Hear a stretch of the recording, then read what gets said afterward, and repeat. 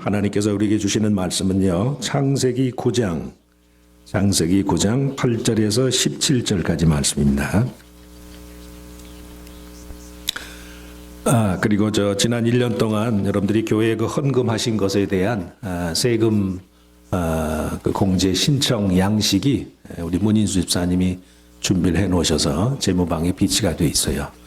오늘 아마 전교인들 걸 다 준비해 놓으셨으니까 자기 폼을 찾아가시기 바랍니다. 창세기 9장 8절에서 17절 말씀. 자, 우리 한 목소리로 같이 읽으실까요?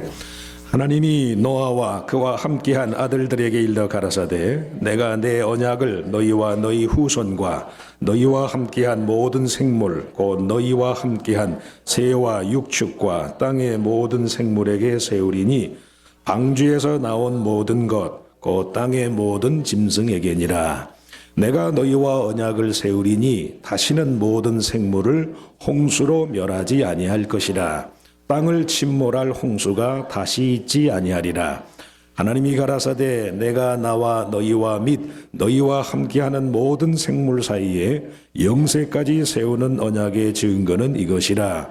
내가 내 무지개를 구름 속에 두었나니 이것이 나의 세상과의 언약의 증거니라. 내가 구름으로 땅을 덮을 때에 무지개가 구름 속에 나타나면 내가 나와 너희와 및 혈기 있는 모든 생물 사이에 내 언약을 기억하리니 다시는 물이 모든 혈기 있는 자를 멸하는 홍수가 되지 아니할지라.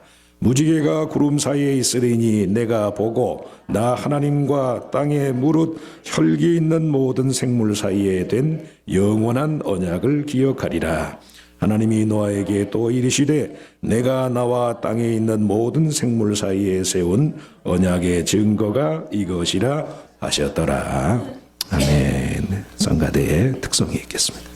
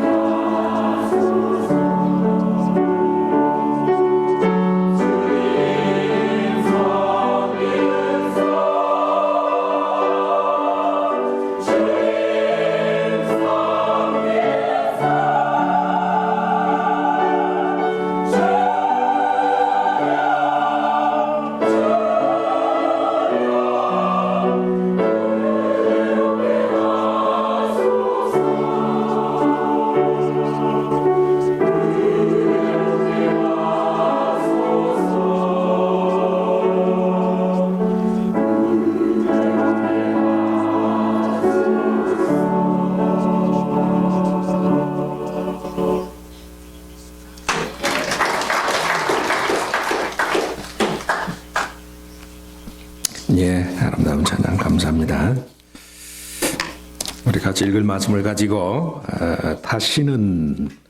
다시는이라는 제목으로 잠깐 은혜를 나누고자 합니다. 성경을 우리가 신약 혹은 구약 이렇게 부를 정도로 기독교 신앙을 이해하는 데 있어서요, 언약 혹은 약속이라는 말은 굉장히 중요해요. 신약은 새 언약, 구약은 옛 언약. 그러니까 믿음의 내용 자체가요, 우리들 각자의 무슨 의로운 행위, 인간의 대단한 결심, 이런 것에 의한 것이 아니라 우리의 믿음의 대상이신 하나님의 뜻, 하나님의 결심을 따르는 것이 신앙의 내용이에요. 오해하게 되면 예수를 믿는 게 내가 대단한 결심을 하고 내가 무슨 큰 공을 세우고 해야만 이게 믿음 있는 사람인가 그렇게 생각하는 경향이 많은데 그렇지 않아요. 기독교 신앙은 처음부터 마지막까지 내 의지, 내 결심이 아니에요. 하나님의 결심, 하나님의 약속을 따르는 거예요. 동서고금을 물론하고 모든 유형의 언약에는요, 반드시 이전과는 다른 뭔가 새로운 상황이 전제되어 있어요. 그때까지 채 알려지지 않은 새로운 사건들이 언약을 통해서 알려지고 이행된다는 그런 말씀이에요. 그런 새로움이 지닌, 언약의 새로움이 지닌 의미 때문에요, 성경에서는 언약을 맺는 행위를 가리켜서 언약을 쪼갠다 그런 식으로 표현을 해요. 언약을 맺는다라는 말의 히브리어는 쪼갠다는 뜻이 언약을 쪼갠다. 무슨 말인고 하니 언약 당사자들이 그 언약을 위반할 경우에요, 마치 쪼개어진 재물의 운명과도 같은 그런 처지를 당하게 되고야 말 것이다. 그런 마음의 진지함과 성실함을 갖고 하나님과의 약속에 임해야 한다, 그런 뜻이에요. 그렇기 때문에 누구든지 하나님과의 언약의 대상이 되고자 하는 사람은 그 언약에 내포된 새로운 하나님의 뜻과 계획을 진지한 마음으로 받아들일 준비가 되어 있어요. 그러실 수 있길 바랍니다. 금년 한 해 어느 한마디 말씀이라도, 어느 한 구절의 성경의 말씀이라도 내가 진지하게 받아들여서 이것으로 내 삶의 전부를 삼고자 하는 그런 마음, 하나님과의 언약을 진지한 마음으로 받아들인다는 것은 첫째요, 무엇에 있어서건 간에 그의 뜻이라고 여겨지는 것을 바르게 세우고자 하는 마음, 오늘 말씀에도 언약을 세운다. 앞서 말한 것처럼 언약을 맺는다는 말의 일반적인 표현은요, 언약을 쪼갠다라는 말이에요. 그런데 오늘 본문에 의하면 노아와 더불어 하나님이 언약을 맺으면서요, 언약을 세운다고 말씀이, 언약을 세운다. 이 말에는 이미 체결된 언약이 한쪽 당사자의 일방적인 파악이나 부주의에 의해서 더 이상 효력을 발휘하지 못하게 된 그런 상황이 초래되었음을 의미하는 거예요. 두말할 나위도 없이요, 아담과 이브의 타락으로 인해서요, 하나님과 인간과의 관계가 단절돼 버렸잖아요. 심히도 아름답게 하나님께서 당신 자신과 끊임없는 교제 가운데 거하는 그런 삶을 살도록 태초에 인간을 지으셨는데 이 사탄의 유혹을 이기지 못하고 하나님이 말씀하신 하나님의 명령을 어겼잖아요. 그래서 그만 인간과 하나님과의 관계가 파기돼 버리고 말았단 말씀이에요. 그 창조주 하나님과 그의 피조물로서의 모든 인간 사이에 신뢰와 믿음의 여지가 사라지고 말았어요.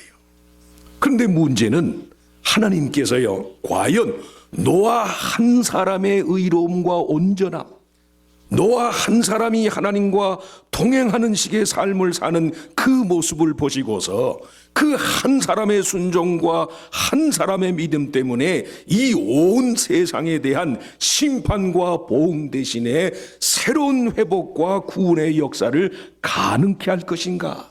이것을 우리가 얼마만큼 믿을 수 있겠는가? 이게 문제라는 말씀.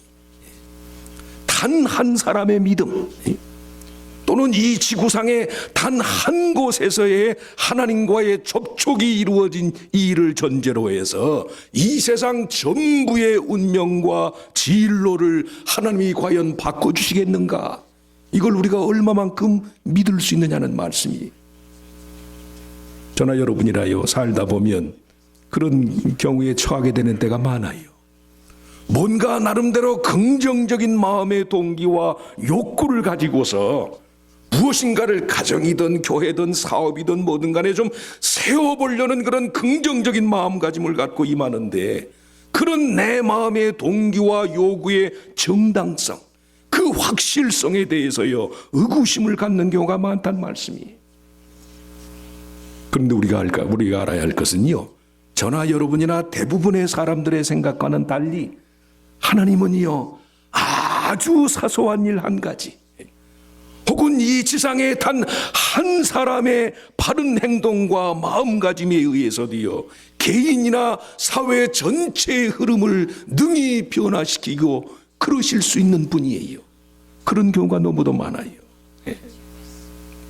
오늘 본문에 여러 번 반복된 내 언약, 내가 내 언약을 너희와 너희 후손과 너희와 함께한 모든 생물과 세울 것이다.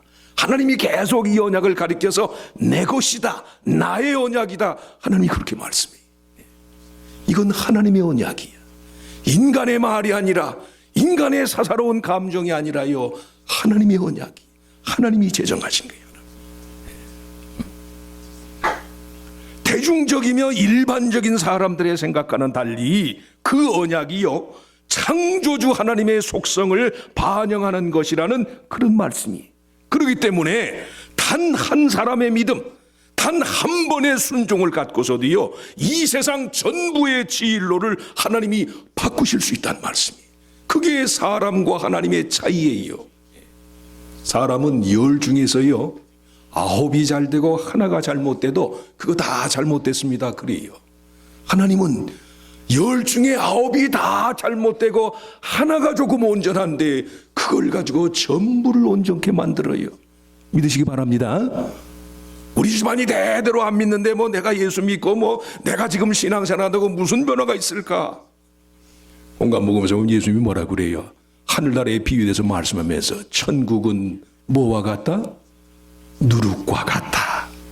가루 서마를 전부 부풀게 만드는 누룩과 같다. 눈에 보이지도 않는 그 곰팡이, 눈에 보이지도 않는 그것이요 자루 속에 들어가 가지고 누룩천 가루를 전부 그냥 부풀게 만드는 거예요. 창조주 하나님의 차이야. 창조주 하나님의 차이. 한 사람의 믿음, 한 번의 순종, 한 번의 의로운 행위를 갖고서요 우리의 삶의 질을 하나님이 바꾸신다는 말씀이. 그래서 매사에 저나 여러분이나 매사에 하나님의 뜻을 따라서요 세우는 삶을 사셔야 돼요. 세우실 수 있기를 축원합니다. 남들은 다 안 되고 허물어졌다고 말하지만 아니에요. 하나님이 일으키시면 일어날 수 있어요. 하나님께서 세우시면 다시 번창할 수 있는 거예요. 그래서 신학자들은 이를 가리켜서요 고대 사회에서 흔히 볼 수 있는 조건적인 차원의 쌍무적인 언약이 아니라 무조건적이며 일방적인 언약이다. 일방적인 언약이다. 바일레터럴, 쌍무적인 게 아니에요. 유니레터럴. 하나님 혼자서 말씀하신 대로 된다는 그런 말씀이, 약속을 이행하고자 하는 측의 일방적인 선포가 내포되어 있다는 그런 말씀이. 이스라엘은요 그 언약의 대상을 다름이 아닌 자신들이 섬기는 여호와 하나님에게서 찾았어요. 세상을 홍수로 뒤덮을 수밖에 없는 심판과 보응의 현실 상황 속에서 노아 한 사람의 순종으로 인해서 온 세상에 다시금 구원의 파노라마가 펼쳐지는 그런 공간이 되도록 하셨다는 말씀이. 그 말씀 속에는요 이스라엘 백성 스스로 변할 수 없는 것으로 여겼던 그들을 향한 하나님의 계획, 죄에 대한 하나님의 심판의 필연성의 법칙이 바뀌었음을 의미해요. 노아 한 사람이 의롭고 하나님과 동행하여서 홍수로 세상을 다 하나님이 멸하셨다가 이 세상을 다시금 살리셨다라는 것은요 하나님 자신의 변화의 의지와 열심의 표현일 뿐이에요. 무슨 말씀이냐? 이스라엘의 하나님은요 변하실 수밖에 없는 분이에요. 하나님 자신이 살아계신 분이잖아요. 그 백성과의 관계를 무슨 기계적인 원리나 법칙이 아니라 인격적인 만남과 사귐으로 이끌어 가시는 분인 까닭에 그들의 행복과 번영을 위한 하나님 자신의 열심 때문에 하나님께서는요, 끊임없이 변하고 또 변하실 수밖에 없는 그런 분이란 말씀입니다. 죄를 지었으면 죄에 대한 보응은 심판이지요, 형벌이지요. 그건 당연한 거예요. 설마 그 하나님께서 그런 심판의 원리를 바꾸실까? 사람은 다 그렇게 생각했단 말씀이. 그런데 웬걸 하나님은요, 노아 한 사람의 의와 순종을 보시고선요, 이 세상 전부를 살리신단 말씀이. 누가 변한 거예요? 네? 그래도 노아 한 사람이 의로운 사람이 있었으니까 그런 거 아닙니까? 아니에요. 처음부터 하나님께서 변하시기로 한 거예요. 단 한 사람, 단 한 가지의 의로움만 있어도 다함없는 사랑과 은혜의 원리로 그 백성을 대하시고, 그 백성을 위해서라면요, 온 세상이라도 능히 바꾸실 수 있는 분이, 그분이 바로 이스라엘의 하나님 여호와란 말씀이에요.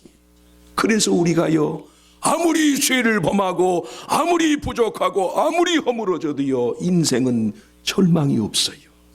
하나님이 변하시는 분이니까. 무엇이 문제인가? 그 하나님께 대한 믿음을 가진 만큼 우리들 자신이 변할 수 있느냐, 이게 문제예요.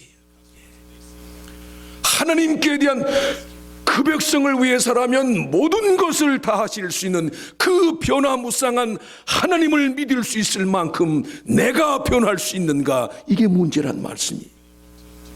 최소한 저나 여러분이나 자신의 삶을 세우는 일은요, 변하지 않는 것, 변할 수 없는 것은 결코 없다는 사실을 인정하는 데서 비롯된다는 말씀이.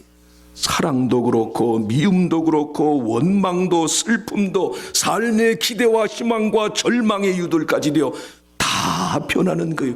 변하지 않는 것은 없어요. 우리 스스로 변하기 싫어서 우리 스스로 변화를 거절하기 때문에 안 믿으려 해서 그렇지요, 변하지 않는 것은 없어요. 소신과 주관성이 없어서가 아니라 그보다는 하나님의 신실하심, 그 백성의 구원을 위해서라면 얼마든 당신 자신의 뜻을 돌이키시는 하나님의 마음을 알고 믿기 때문에요, 예수 잘 믿는 사람은요, 변해요. 나쁜 차원의 변하는 게 아니, 내 식으로는 도저히 안 될 것 같은 식의 그런 고정관념과 편견이 지배하는 그런 상황 속에서도요, 하나님을 믿는 사람은요, 마음이 변해요.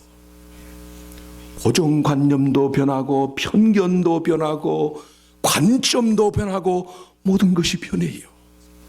창조주 하나님께서도 그 백성을 향해서 뜻을 돌이키시는데요, 인간이 뭐라고 변하지 않을 게 있어요? 제가 뭐라고 안 변해요? 다 안 돼도 그 사람은 안 될 거래. 그건 자기가 안 되는 거예요, 자기가. 뭐 그 사람이 뭐 변하고 그 사람이 뭐 구원받으면 내 손에 장을 지듯이요. 장치죠, 장치죠. 하나님은 얼마든지 변화시키는 분이에요. 하나님의 신실하심, 그 백성의 구원을 위해서라면요, 노아 한 사람의 순종은 노아의 의로움을 말하고자 함이 아니에요. 노아가 그렇게 의로운 삶을 살았다, 이걸 말하려는 게, 그렇게 홍수에서 살아남은 노아가 10장에 보면 어떻게 해요? 술이 취해가지고선이요, 자식들 앞에서 하체를 다 드러내요. 똑같지 뭐, 똑같이. 어제하고 똑같은 인간 군상이야. 하나님은 노아 한 사람을 매개로 이미 당신 자신의 마음을 돌이키신 거예요. 우리를 향한 무한한 사랑, 인생을 향한 하나님의 무한한 궁유, 그 어미가 자기 태에서 난 자식을 불쌍히 여기는 것처럼 인생을 향한 하나님의 궁유하심, 이미 하나님의 마음이 바뀌었어요. 내가 내 식으로 믿으려 하지 않고 인정하려 하지 않고 거추장스럽기 때문에 내가 내 마음을 돌이키려고 하지 않아서 그렇지요, 변하지 않는 것은 없어요. 시간이 세월이 조금 지나니까 이제 알겠더라고. 모든 미움의 대상, 모든 증오의 대상, 모든 편견의 대상 다 바뀌어요. 다. 뜻을 돌이키시는 하나님. 노아의 홍수 사건을 포함해서요, 창세기의 기록의 대부분은 이런 하나님의 마음을 알고자 하는 식으로 읽어야 돼요. 지난주에도 말씀했어요. 창세기는 우리가 사는 이 세상의 기원을 밝히고자 하는 책이 아니에요. 하나님이 다스리시는 세상, 하나님이 주관하시는 세상, 그 세계로 들어오도록 하는 하나님의 초청이에요. 아무리 내 생각과 아무리 내 편견으로는 그게 아닌성 싶어도요, 하나님이 은혜로 사랑으로 주관하시는 세상에 들어오면 삶이 달라지는 거예요. 나 자신이 변화되는 것은 물론이지만요, 다른 사람을 보는 눈도 달라져요. 그게 창세기의 세계관이에요. 언젠가도 말씀드렸어요. 박효진 장로님이라고 해서 청송교도소에서 그 교화하는 그 채플린을 하시는 장로님, 사형수들의 마지막 가는 길을 돕고 하면서 자기가 보았던 그런 내용들을 책에 썼어요. 하나님이 변화시킬 수 없는 사람은 없다. 하나님이 변화시키지 못할 사람은 없다. 책의 제목이 그래. 하늘 가는 밝은 길이 내 앞에 있으니 슬픈 일을 많이 보고 늘 고생하여도 나지막하면서도 담대한 찬송가가 사형장의 정막을 깨뜨리고 들려왔다. 둘러선 직원들이 서로의 입을 쳐다보면서 찬송을 부르고 있는 주인공을 확인하려고 살폈으나 찬송을 부르는 사람은 아무도 없었다. 하늘 영광 밝음이 어두운 그늘 해치니 두영이었다. 목에 밧줄이 걸린 채로 이제 곧 저 어두운 지하실로 떨어질 사형수가 최후로 신앙을 고백하면서 찬송하고 있었다. 우리는 미처 찬송가를 따라 부를 엄두조차 내지 못하고 있었다. 그 순간 들려오는 소리, 털커덩. 사형이 집행이 된 거예요. 부모를 살해한 죄로 사형 선고를 받았어요. 그 마지막 순간에 하늘 가는 밝은 길이 내 앞에 있으니 찬송을 부르는 거예요. 찬송. 하나님이 변화시키지 못할 사람은 없어요. 왜? 하나님은 당신 자신을 바꾸시는 분이니까. 멸망 당할 수밖에 없는 세상이지만요, 하나님은 바꾸신 거예요. 당신의 마음을 바꾸신 것이라고. 창조주가 당신의 생각을 바꾸는데 왜 한낱 피조물에 불과한 흙덩이에서 지음받은 존재에 불과한 인간이 그 마음을 안 바꿔요? 뭐라고? 그게 뭐라고? 하나님이 온 우주를 다스리는 섭리를 바꾸시는데 죄와 형벌에서 생명과 구원과 용서로 바꾸시는데요, 흙에서 지음받은 인간이 뭐라고 자기 주관을 안 바꿔요? 자기 고집을 안 바꿔요? 두 번째, 하나님의 언약을 진지한 마음으로 받아들이는 두 번째 원리는 구별된 마음, 구별할 줄 아는 마음이, 구별할 줄 아는 마음. 오늘 보면 11절과 15절에 두 번씩이나 나와요. 다시는 never again, never again. 다시는. 이 말은요, 하나님 자신의 구별된 마음의 표현이 심판의 필연성을 강요할 수밖에 없는 그런 대상을 향하여서 오히려 용서와 은혜의 원리를 대입하고자 하는 하나님 자신의 거룩한 내면의 반향, 리오리엔테이션. 하나님의 거룩한 내면을 방향을 바꾸는 거란 말씀이에요. 다시 있게 하지 아니하리라. Never again. 이 말을 통해서요, 이 세상에 대한 하나님 자신의 지배의 원리를 바꾸기로 했어요. 우리들 각자가 생각하는 것과는 달리 이 세상을 하나님의 심판과 보응의 원리가 지배하는 곳이 아니라 영원한 구원의 약속이 내재한 곳으로 만들겠다는 그런 하나님의 결심이에요. 결심. 히브리 성경에 보면은 low, never 얼마나 오랜만에 자주 나오는지 몰라요. low, not. 하나님이 계속 당신의 마음을 반향 reorient 하는 것, reorient. 이 세상을 향한 하나님의 심판과 보응의 원리가 지배하는 것이 아니라 하나님의 구원과 약속이 내재된 것으로 하나님께서 바꾸겠다는 말씀이, 인간의 끊임없는 타락과 실수에도 불구하고 사람들 스스로 그들 자신에 대한 하나님의 심판과 보응을 당연한 것으로 받아들이게끔 하지 않겠다는 창조주 하나님의 의지의 표명이, 그렇기 때문에요, 하나님의 약속을 믿는다는 것은요, 우리들 스스로를 구별하는 거예요. 거룩한 사람이어서가 아니라 하나님의 그런 마음을 알기 때문에 심판과 보응의 원리를 따라서 살 것인지 아니면 그것으로부터의 거룩한 일탈과 초를 추구할 것인지를 선택하는 거예요. 선택.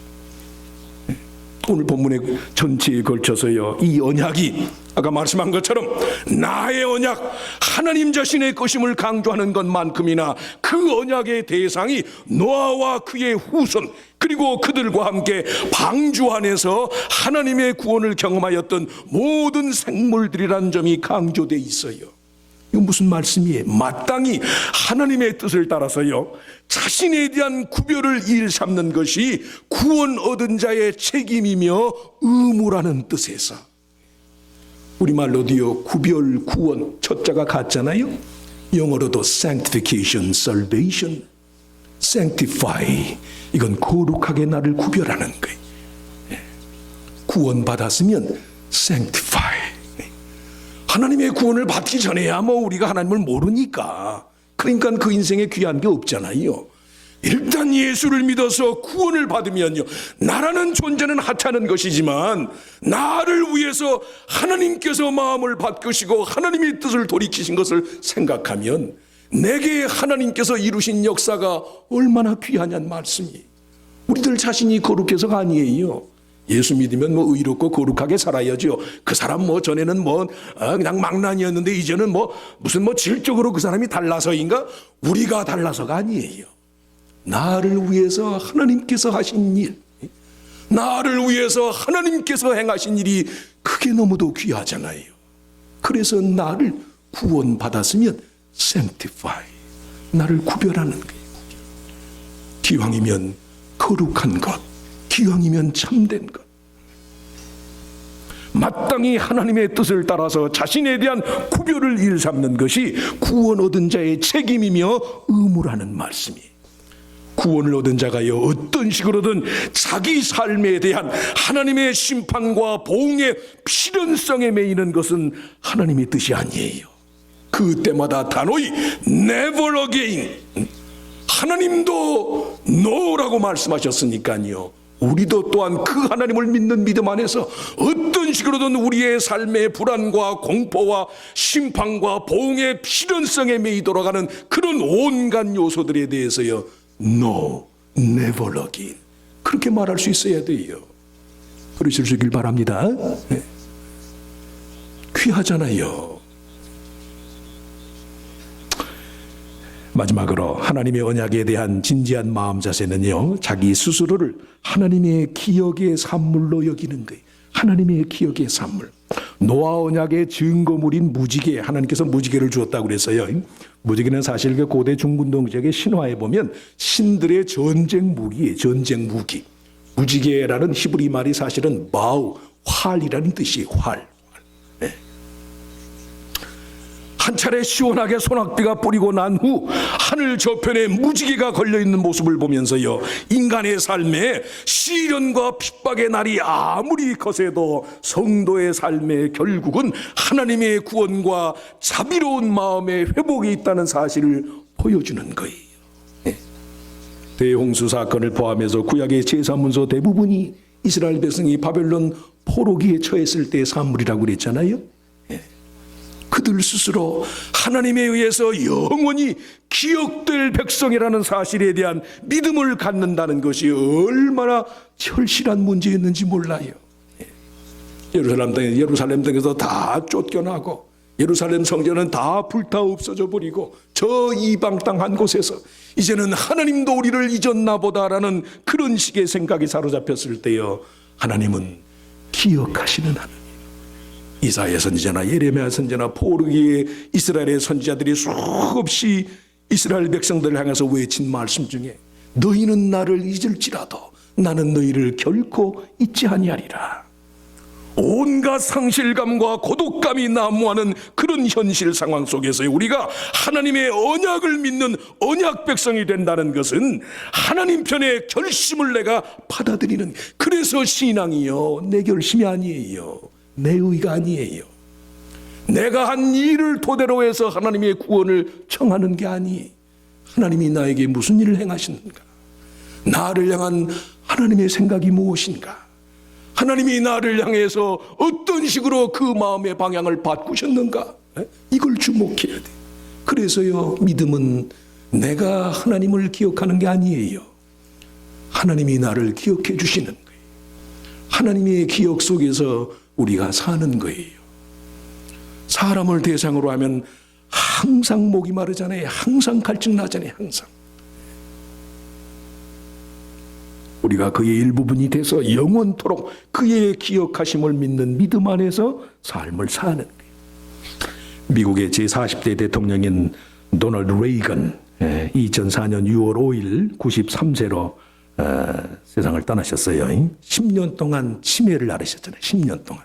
대통령에서 은퇴한 후에 10년 동안 치매 진단을 처음 받은 1994년 11월 5일 날 미국 사회가 아주 발칵 뒤집혔지. 레이건, 미국 사람이 제일 좋아하는 대통령 가운데 한 사람이 레이건이잖아요. 차수성 간 사람이고 또 할리우드에 아주 그런 백그라운드가 있고 그러니까. 얼마나 그냥 미국 전역에 아주 충격에 휩싸였던 말씀이에요. 그래서요, 의사에게 치매 진단을, 이미 그때서부터 치매 증세가 시작이 됐어. 낸시의 아내의 생일을 까먹을 정도니까. 그러고 보면 저는 항상 치매네. 치매 진단을 받고서는 1994년 11월 5일 미국민을 대상으로 연설을 했어요. My fellow Americans, 나는 최근 수백만 명의 미국 사람들이 앓고 있는 알츠하이머, 이 병에 걸렸다는 진단을 받았습니다. 이 뉴스를 접하고 나서 부인인 낸시와 나는 여러 날 밤을 고민했습니다. 나의 개인적인 사정을 미국 국민인 여러분들에게 알려야 할런지, 또 내 스스로 개인적인 사정으로 그저 은폐하고 지내야 할런지, 이걸 공론화해야 할지 사적인 것으로 담아둬야 할지 부인과 함께 여러 날을 고민했습니다. 마지막으로 나는 우리의 사정을 여러분들에게 알리기로 결정했습니다. 오히려 우리의 결정을 통해서 나와 같은 알츠하이머 병을 앓는 수많은 미국민들에게 조금이나마 위로와 격려가 되기를 바랍니다. 내 사정을 여러분들과 함께 나누는 것이 중요하다는 사실을 믿습니다. 내 마음을 열어보임으로써 이로 인한 더 많은 고통이 어느 정도는 감소될 수 있으리라고 믿습니다. 여러분들과 함께 미국의 국익을 위해서 힘썼던 수많은 날들을 결코 잊지 아니할 것입니다. 중년, 시간이 지나서 내가 가야 할 곳으로 가야 할 즈음에 미국이라는 나라의 이름과 함께 저 또한 미국민의 한 사람으로 영원히 기억되기를 바랍니다. 주님이 나를 당신의 집으로 초대하실 때 언제인지 알 수 없지만 여러분 모두에 대한 이 나라에 대한 사랑과 영원한 희망과 긍정심을 갖고 주님의 부르심을 따를 것입니다. 그런 식으로 I now begin the journey that will lead me into the sunset of my life. 태양이 지는 것처럼 내 삶이 지는 것이지만 I know that for America there will always be a bright dawn ahead. 미국의 앞날에 하나님의 도우심에 항상 미국의 앞날에 광명이 있을 것입니다. Thank you, my friends. May God always bless you. Don't forget me. 나를 잊지 마시오. 자신의 기억력이 사라져요. 조국과 국민을 기억하지 못하는 때가 오더라도 미국민들 모두 자신을 기억해 줄 것을 바라는 지극히 인간적인 마음의 표현. 그래서인지 모르지만 아까 말씀한 것처럼 미국 사람이요, 역대 대통령들 가운데 가장 선호하는 대통령을 인기 투표를 하면요, 항상 상위권에 속해요. 사람들이 저를 기억하는 거예요. 이 땅에서 사람들이 기억해 주는 것도 그런 의미의 중요성을 가져요. 그런데 저나 여러분이 아는 것처럼 이 땅 위의 사람들에 의한 기억에는 한계가 있잖아요. 저만 같아도요, 레이건 대통령의 아주 그냥 입지전적인 그런 개인적인 사생활에 대해서는 굉장히 존경을 하면서도요, 대외 정책에 있어서는요, 그 양반 때에 가장 아주 냉전이 아주 치열해져서 그냥 세계가 아주 이분화되어지고 그런 면들이 있잖아요. 인간의 기억에는 한계가 있단 말씀이에요. 아무리 좋은 사람도요, 저의 좋은 면을 좋은 대로 기억을 못해요. 뭐가 작용하니까? 우리의 편견이 작용을 하니까. 그러나 하나님은 나의 허물되고 나의 죄된 것까지도 은혜로 기억을 해주시는 거예요. 하나님은요, 저와 여러분을 기억하시기 전에 우리를 위해서 죽으신 독생자의 핏값을 기억해요. 예수 그리스도 독생자의 죽음이 헛되지 않기 위해서라도 우리의 모든 것을 하나님께서 기억하시고 살피신다는 말씀이에요. 그래서 하나님이 사람에게 기억되기를 바라는 것보다요, 하나님이 기억해 주시기를 바라는 마음이 더 지혜로워요.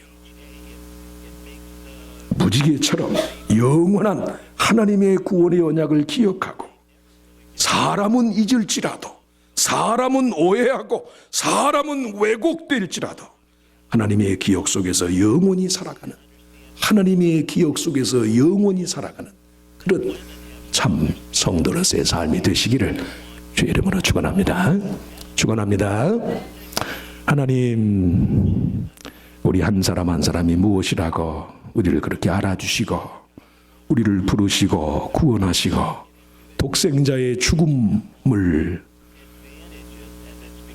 묵묵히 침묵 가운데 보시면서까지 우리를 살리시고 우리를 구원하셨는지 하나님의 은혜와 사랑이 감사합니다. 하나님은 그의 자녀들의 참 행복과 유익을 위해서라면 무엇이라도 바꾸시고 무엇이라도 새롭게 하실 수 있는 분인 줄 믿습니다. 하나님을 믿는다고 하면서 좀처럼 스스로 변화되기를 거부하는 우리들 자신의 이 단말마적인 생각들, 우리들 자신의 부족한 편견, 고집, 아집, 하나님 불쌍히 여겨주시기를 빌고 원합니다. 하나님이 그 섭리와 역사의 진행 방식을 바꾸신 까닭에 오늘 나에게 그리스도로 말미암은 구원이 있을 수 있었다는 사실을 명심하면서 나도 하나님의 뜻이라면 무엇이든 하나님 바꾸겠습니다. 내 마음의 방향을 바꾸겠습니다. 내 인간적인 선호도까지도 바꾸겠습니다. 내 개인적인 삶의 철학까지도 하나님의 뜻이 아니라면 바꾸겠습니다. 이런 마음으로 하나님께 대한 순종과 겸손과 사랑을 드리는 삶이 되게 하여 주시옵소서. 다시는 never again, 다시는 이 세상에 심판과 보응과 형벌이 지배하는 그런 세상이 되지 않도록 할 것이라는 하나님의 구원의 의지, 그 거룩한 하나님의 결심, 이것을 성도로서 우리의 삶에 평생에 걸치는 삶의 원리로 삼는 저희들 모두가 되게 하여 주시어서 온 삶의 여지들마다 구원하신 하나님께 대한 감사와 감격 이어지는 그런 저희들의 나날이 되게 하여 주시옵소서. 믿사옵고 예수님의 이름으로 기도하옵나이다. 아멘. 말씀의 의미를 생각하면서 자리에 일어나셔서 우리 주기도문 송가로 예배를 마치겠습니다.